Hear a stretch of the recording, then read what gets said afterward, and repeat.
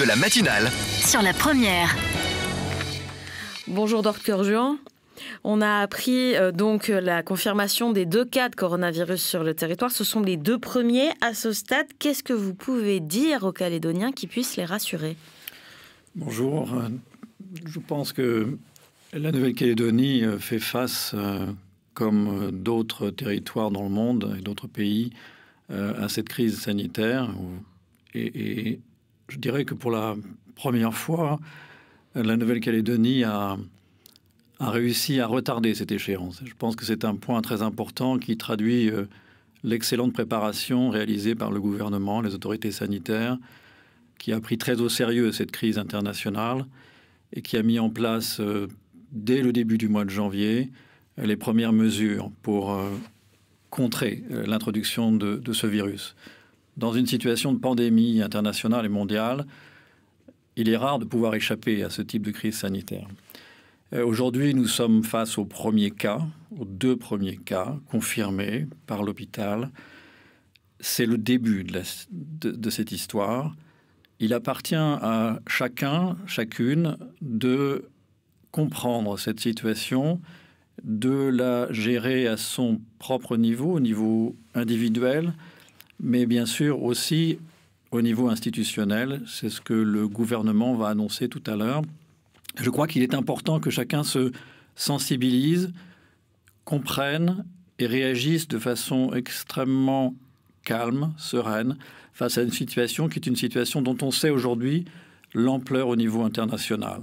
Et elle était inévitable, cette situation, le fait que la Calédonie soit touchée? Aujourd'hui, il y a plus de 150 pays touchés dans le monde, des pays qui ont mis des moyens extrêmement importants pour lutter, prévenir cette introduction. Je crois qu'il est normal d'anticiper ce type de situation.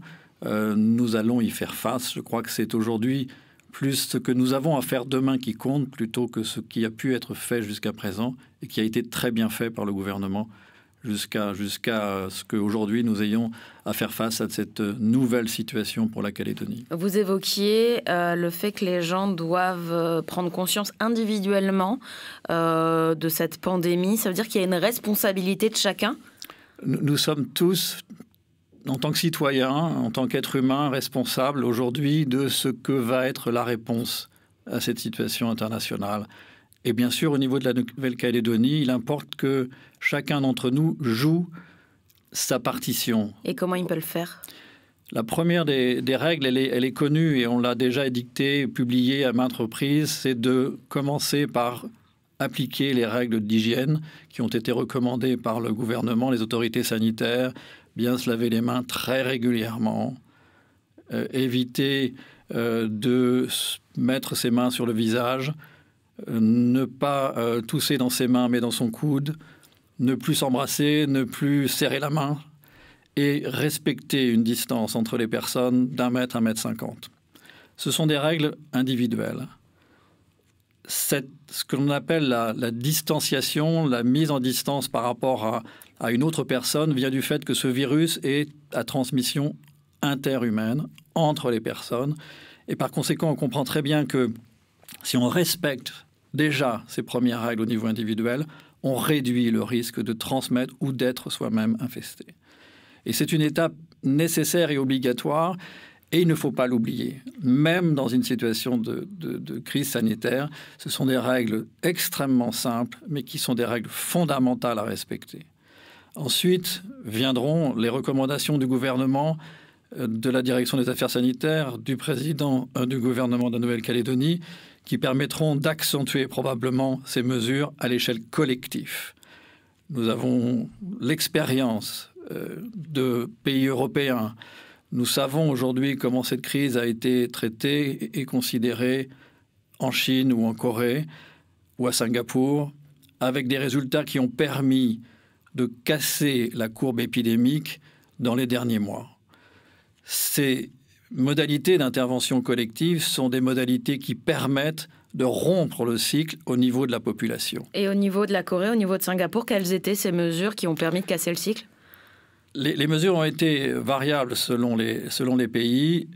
La première d'entre elles a été celle que je viens de vous évoquer, c'est-à-dire la distance entre les individus, de telle sorte qu'on appelle la distanciation, pour éviter qu'il y ait une transmission interhumaine, le dépistage des cas, ce qui a déjà commencé en Nouvelle-Calédonie, comme vous le savez, et le suivi des personnes qui sont des personnes contacts.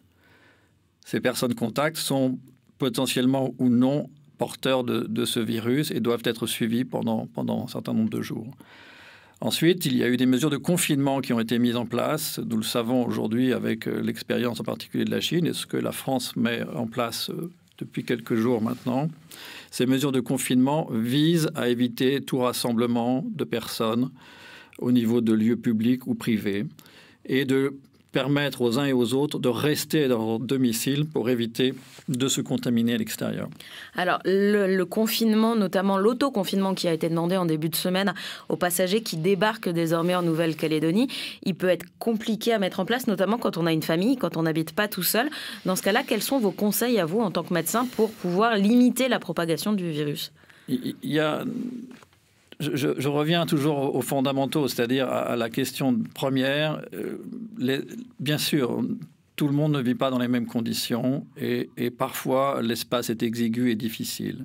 Il faut, tant que cela est possible, permettre d'isoler les personnes qui sont en autoconfinement, de faire en sorte qu'il y ait une hygiène de l'espace qui soit tout à fait respectée, à savoir nettoyer les surfaces, faire en sorte que les repas ne soient pas pris ensemble, qu'il puisse y avoir des moments où la personne peut aller marcher un petit peu au sein de la maison sans qu'il y ait un contact et éviter le rapprochement collectif. Bien sûr, aujourd'hui, nous sommes partagés entre ce souci de solidarité, d'être auprès des siens, et c'est tout à fait normal.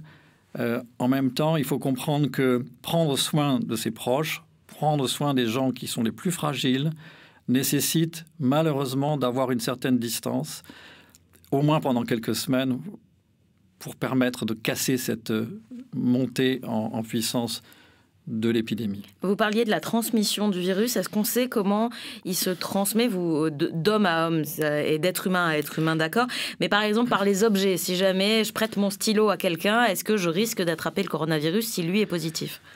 Alors, on commence à comprendre, et vous comprenez bien qu'aujourd'hui, ce virus est un nouveau virus, que tous les experts sanitaires, les médecins, les chercheurs travaillent de façon extrêmement ardue à essayer de définir et de comprendre tous les paramètres de dissémination de ce virus. On sait aujourd'hui que ce virus se transmet d'abord et avant tout par les gouttelettes salivaires infestées, ce qui explique la transmission entre les personnes, par les mains qui sont souvent contaminées. On porte très souvent la main à son visage et on serre la main. Et on sait que dans la grippe, par exemple, c'est un mode de transmission très important. On sait aussi que ce virus peut persister sur des surfaces dites inertes, le plastique, l'acier, d'où l'importance de ce que j'évoquais précédemment, d'avoir un nettoyage régulier des surfaces. Il faut le faire très, très régulièrement. Est-ce que ça peut se transmettre sur des stylos? Votre question est très, très, très précise. Oui, si vous avez un stylo qui a été contaminé par quelqu'un, ce virus peut persister dessus. Maintenant, il faut savoir, dans la distanciation sociale, comprendre ce mode de transmission et faire en sorte que l'échange est à distance.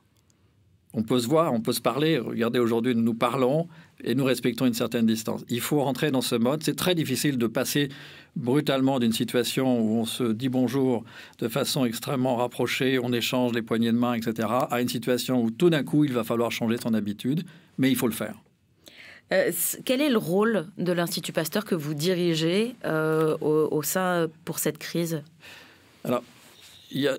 D'abord, l'Institut Pasteur fait partie d'un réseau international. Il y a 32 instituts dans le monde. Tous les instituts dans le monde sont impliqués dans la réponse à cette crise. L'Institut Pasteur à Paris recherche, vous le savez, un candidat vaccin, de nouveaux tests diagnostiques, les a mis à disposition des autorités françaises et nous en disposons aujourd'hui en Nouvelle-Calédonie.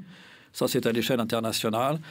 Ici, en Nouvelle-Calédonie, nous collaborons étroitement avec la direction des affaires sanitaires, avec le CHT qui est en charge du diagnostic du coronavirus, et nous apportons à la fois notre expertise sur le plan de la réflexion concernant les modes de transmission de ce virus, mais aussi l'appui par la mise à disposition de tests et de laboratoires. Pour les personnes qui se poseraient des questions de savoir si elles sont à risque, si elles peuvent contracter le virus, quelles sont les réponses à leur apporter si jamais elles se posent la question? Je crois qu'il faut comprendre qu'aujourd'hui, toute personne peut contracter ce virus. Il n'y a pas des catégories de personnes qui peuvent ou non contracter ce virus. La question est comment ce virus va-t-il se développer en fonction de la réponse immunitaire, c'est-à-dire de la qualité des défenses immunitaires de chacun. On sait que les personnes qui sont porteurs de pathologies chroniques sont plus à risque de développer. De diabète, d'hypertension. Par exemple, en tous les cas, toutes les pathologies qui sont susceptibles d'infester, de toucher la réponse, la qualité de la réponse immunitaire. Pour autant, on s'aperçoit aujourd'hui, quand on analyse très attentivement les données, en particulier de ce qui se passe en métropole, en Europe, voire les données dans d'autres pays, que les sujets jeunes sont potentiellement aussi infestés et malades, parfois avec des formes sévères. Donc, personne ne peut considérer aujourd'hui qu'il ne soit potentiellement infesté par ce virus et qu'il puisse développer la maladie. Il n'y a pas de population plus à risque qu'une autre? Il y a des populations plus à risque de développer des formes sévères, celles dont on a parlé précédemment, mais le risque d'être infesté, je pense que face à cette maladie, nous sommes tous logés à la même enseigne. Et par rapport aux symptômes, il y a des porteurs sains, donc c'est plus difficile à détecter. Quels sont les signes d'alerte qui doivent être pris en compte par les malades potentiels pour se dire « Ah là, c'est suspect, il faut que j'appelle le 15 ». Alors, je pense que vous avez dit une chose très importante, c'est qu'il y a effectivement potentiellement des gens qui sont infestés et qui ne sont pas porteurs de symptômes. Et c'est toute la difficulté de cette épidémie et de ce virus, c'est que vous pouvez contracter ce virus et avoir très peu de symptômes. Pour autant, être potentiellement transmetteur du virus.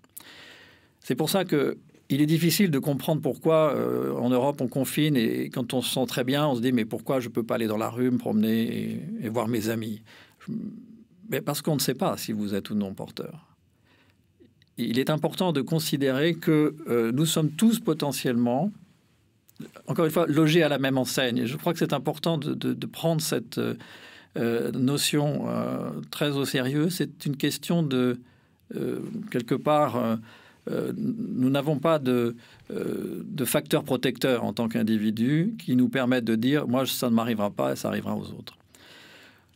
Pour répondre plus précisément, je pense qu'aujourd'hui, dans les modalités de transmission ou les problèmes, les premiers signes qui peuvent apparaître, ce sont des signes extrêmement courants en termes de pathologie, la fièvre, tousser, toux sèche.